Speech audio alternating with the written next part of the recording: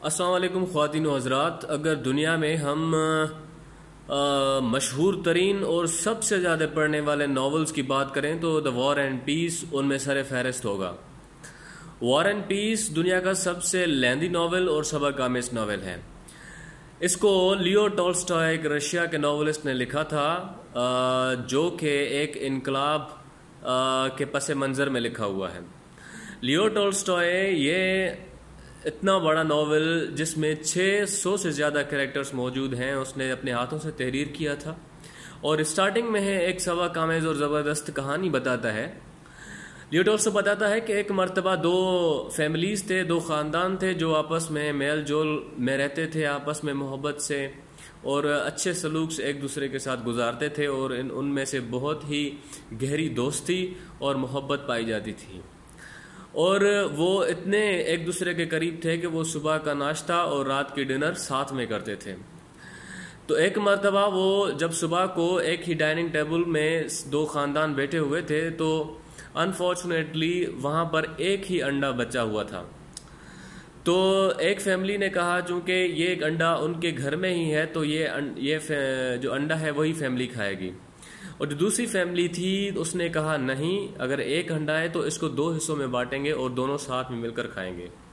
تو اس چھوٹی بھی بات پر وہ دونوں ضد پر اٹک گئے اور ایک دوسرے کے ساتھ اختلافات رکھنے شروع کیے، اور بحث کرتے کرتے یہ بات یہاں تک جا پہنچی کہ وہ دونوں خاندان ایک دوسرے سے لڑ پڑے. لڑتے لڑتے ایک دوسرے کا خون نکال لیا اور ایک دوسرے کو بہت مارا پیٹا، اور وہاں سے ان کی سالوں اور صدیوں تک چلنے والی جنگ کا آغاز ہوا. تو یہ ہمیں سبق دینا چاہتا ہے کہ کیسے چھوٹی چیزیں جو ہے وہ بڑا پرابلم کریٹ کرتی ہیں. How small things can create a big problem.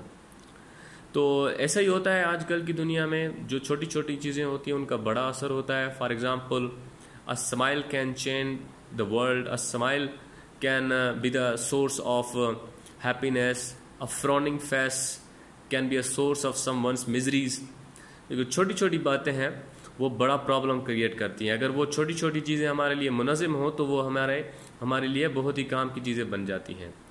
جیسے کہ شاہ عبداللطیف اپنی اسٹوری میں بتاتا ہے کہ کیسے چھوٹی چیز مومل رانو اپنے میلوڈی میں بتاتا ہے کہ ایک جو رانے کی چھوٹی سی غلطی تھی اس نے اس کی پوری زندگی کو تباہ کر دیا، اور مومل کی زندگی کو بھی اس نے تباہ کر دیا. جب رانو مومل سے وعدہ کر کے گیا تھا کہ وہ اپنے دیش جا رہا ہے اور واپس اس سے ملنے ضرور آئے گا، تو اس کے انتظار میں کافی دن گزر چکے تھے اور مومل بے تاب ہونے لگی تھی. تو اس نے دیکھا کہ اب رانو نہیں آ رہا، وہ بے حال ہو گئی تھی.